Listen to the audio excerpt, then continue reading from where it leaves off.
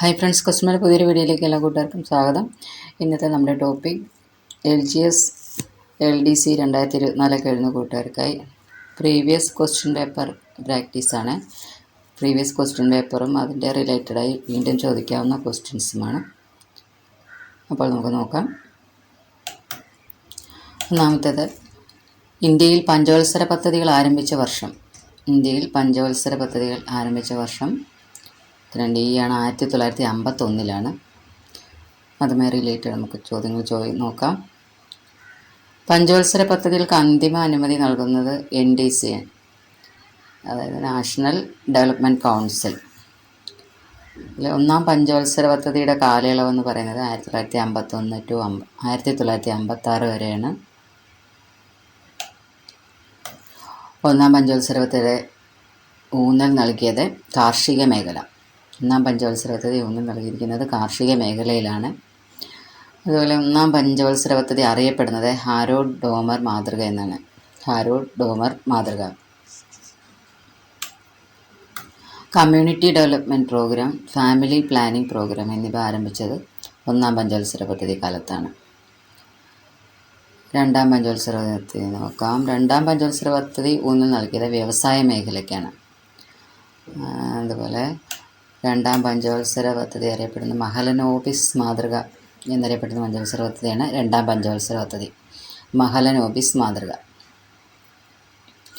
ഇന്ദിരാഗാന്ധി ഗരീബി ഹഠാവോ എന്ന മുദ്രാവാക്യം ഉയർത്തിയത് അഞ്ചാം പഞ്ചവത്സര പദ്ധതി കാലത്താണ്.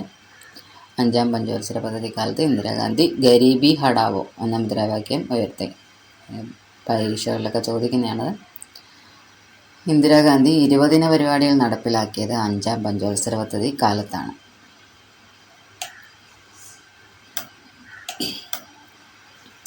അടുത്ത ചോദ്യം, ഇന്ത്യയിൽ ഏറ്റവും കൂടുതൽ സ്വർണം ലഭിക്കുന്ന സംസ്ഥാനം.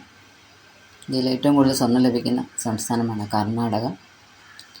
കർണാടകത്തിൻ്റെ റിലേറ്റഡ് ചോദ്യങ്ങൾ നോക്കാം. കർണാടക സംസ്ഥാനത്തിൻ്റെ ആദ്യ പേര് മൈസൂർ എന്നായിരുന്നു. Central food technological research institute സ്ഥിതി ചെയ്യുന്നത് മൈസൂരാണ്. ഇന്ത്യയിൽ സ്വർണം, കാപ്പി എന്നിവയുടെ ഉൽപ്പാദനത്തിൽ മുന്നിൽ നിൽക്കുന്ന സംസ്ഥാനമാണ് കർണാടക. കർണാടകയുടെ തലസ്ഥാനമാണ് ബാംഗ്ലൂരു. ബാംഗ്ലൂർ നഗരത്തിൻ്റെ ശില്പി Kempegowda.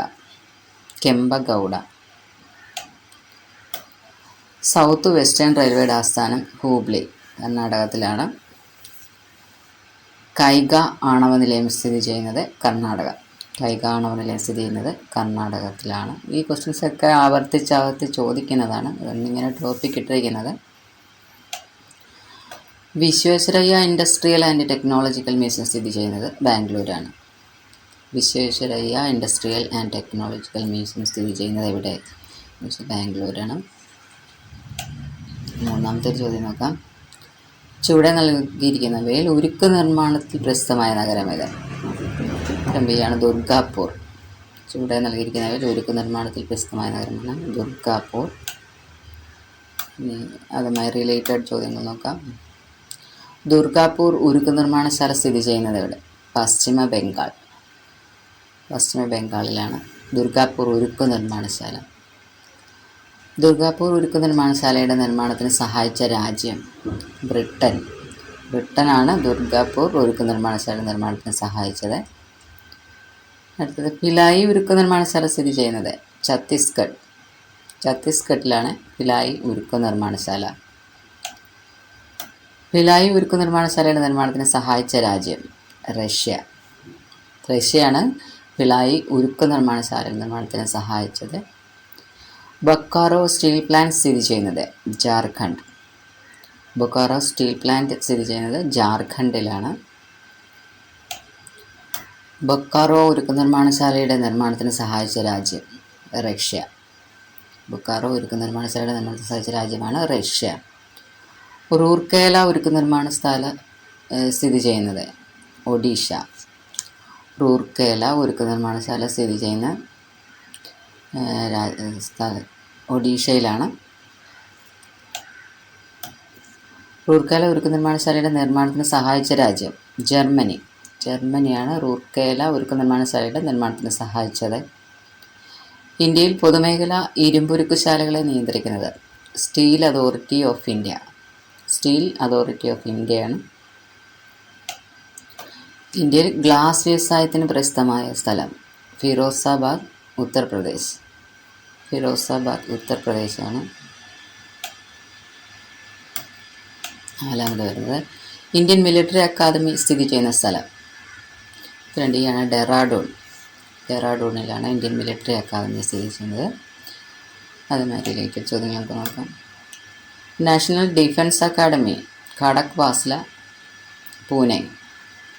National defence academy Khadakwasla, പൂനെയിലാണ്.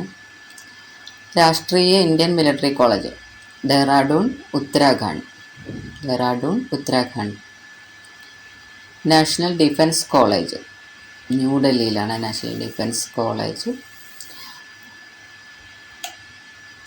Defence services staff college Wellington, Tamil Nadu. Wellington, തമിഴ്നാട്ടിലാണ് defence services staff college. College of defence management Secunderabad. College of defence management സ്ഥിതി ചെയ്യുന്നത് സെക്കന്ദരാബാദിലാണ്. College of military engineering Pune, മഹാരാഷ്ട്രയിലാണ്. Military engineering Pune, Maharashtra. Army cadet college Dehradun. Army cadet college സ്ഥിതി ചെയ്യുന്നത് ഡെറാഡൂണിലാണ്. അടുത്ത ചോദ്യം നോക്കാം. കൊച്ചി തുറമുഖത്തിൻ്റെ ഭരണ ചുമതല വഹിക്കുന്നത് ആര്? ഉത്തരം ബി ആണ്, കേന്ദ്ര സർക്കാർ. കേന്ദ്ര സർക്കാരാണ് കൊച്ചി തുറമുഖത്തിൻ്റെ ഭരണ ചുമതല വഹിക്കുന്നത്. അതുമായി റിലേറ്റഡ് ചോദ്യങ്ങൾ നോക്കാം. കൊച്ചിയുമായി ആധുനിക കൊച്ചി തുറമുഖത്തിൻ്റെ ശില്പി എന്നറിയപ്പെടുന്ന റോബർട്ട് ബ്രിസ്റ്റോ ആണ്. Robert Bristow. അറബിക്കടലിൻ്റെ റാണി എന്നറിയപ്പെടുന്നത് കൊച്ചിയാണ്. കൊച്ചിയെ അറബിക്കടലിൻ്റെ റാണി എന്ന് വിശേഷിപ്പിച്ചത് ആർ കെ ഷൺമുഖം ചെട്ടിയാണ്. R K Shanmukham Chetty. കേരളത്തിലെ മേജർ തുറമുഖമാണ് കൊച്ചി. കേരളത്തിലെ മേജർ തുറമുഖം. കൊച്ചി തുറമുഖം പ്രവർത്തനം ആരംഭിച്ച വർഷം 1928 കൊച്ചിൻ ഷിപ്പ്യാർഡ് സ്ഥാപിതമായ വർഷം 1972. 1972. കൊച്ചി തുറമുഖം സ്ഥിതി ചെയ്യുന്നത് വേമ്പനാട് കായൽ. വേമ്പനാട് കായലാണ്. കൊച്ചി കപ്പൽ നിർമ്മാണശാലയിൽ നിർമ്മിച്ച ആദ്യ കപ്പൽ MV റാണി പത്മിനി. MV റാണി പത്മിനിയാണ്. കൊച്ചി തുറമുഖത്തിൻ്റെ ആഴം കൂട്ടാനായി മണ്ണ് നീക്കി നിർമ്മിച്ച മനുഷ്യനിർമ്മിത ദ്വീപ് വെല്ലിംഗ്ടൺ. വെല്ലിംഗ്ടൺ ഐലൻഡാണ് കൊച്ചി തുറമുഖത്തിൻ്റെ ആഴം കൂട്ടാനായി മണ്ണ് നീക്കി നിർമ്മിച്ച മനുഷ്യനിർമ്മിത ദ്വീപ്. അപ്പോൾ ഇത്രയും ക്വസ്റ്റ്യൻസാണ്. ഇതൊക്കെ വീണ്ടും ആവർത്തിച്ച് ചോദിക്കുന്നതാണ്.